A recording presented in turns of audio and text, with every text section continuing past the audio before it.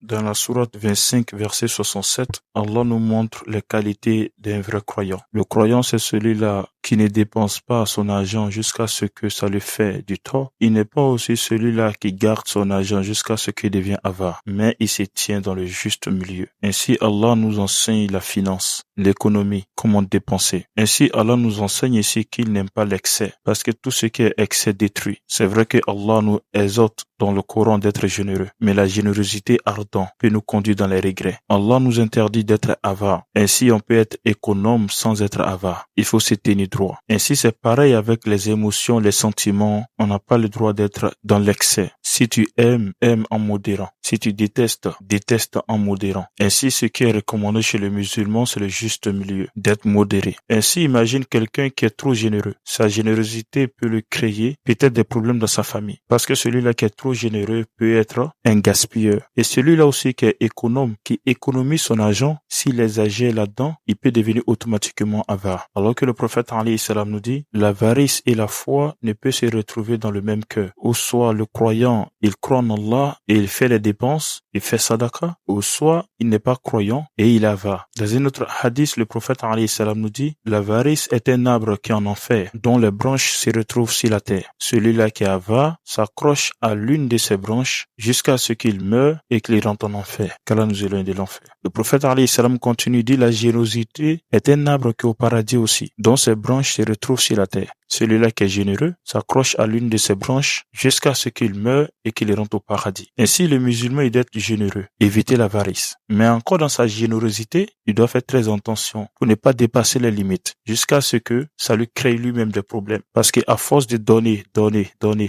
tu vas finir à ne pas t'organiser, à ne pas réaliser certains projets qui seraient bénéfiques pour ta famille, pour ta femme, pour tes enfants. Et lorsque tu essayes aussi d'économiser ton argent, fais très attention. Parce qu'à force d'économiser ton argent, tu risques de devenir avare. Et si tu es avare, ta famille peut encaisser les conséquences. Parce que tu vas refuser de les soigner, tu vas souvent refuser de les donner à manger. Parce que l'avarice a plusieurs niveaux. Le premier niveau de l'avarice, c'est lorsque quelqu'un il est avare dehors et il est généreux dans sa maison. Deuxième catégorie, c'est lorsque quelqu'un il est avare dehors et il est avare à l'intérieur de sa maison. C'est-à-dire les gens ne mangent pas son argent dehors, ni dans la maison, ni sa famille, ni ses enfants. Et troisième catégorie d'avarice, ça c'est la pire, c'est lorsque l'individu refuse que les gens profitent de son argent, ni dehors, ni dans sa maison, et ni lui-même. C'est-à-dire il est avare, on est d'accord, mais lui-même il est incapable de consommer, d'utiliser son argent. Lorsqu'il tombe malade, il préférait que les gens le soignent au lieu qu'il enlève l'argent dans sa poche pour se soigner lui-même. Lorsqu'il a faim, il aimerait que les gens achètent la nourriture pour lui au lieu que lui-même il achète la nourriture. Ça c'est le dernier niveau de l'avarice. Ainsi, l'islam nous enseigne la finance et l'intelligence de pouvoir gérer notre argent. On ne doit pas économiser notre argent jusqu'à ce que ça nous rend avare. Et on ne doit pas être trop généreux jusqu'à ce qu'on ne pas créer des projets pour notre famille, pour notre bien-être. Ainsi, l'islam est une religion très intelligente et met en garde l'individu contre l'excès. Ainsi, je vais m'arrêter ici et on sera à la prochaine vidéo, Inch'Allah.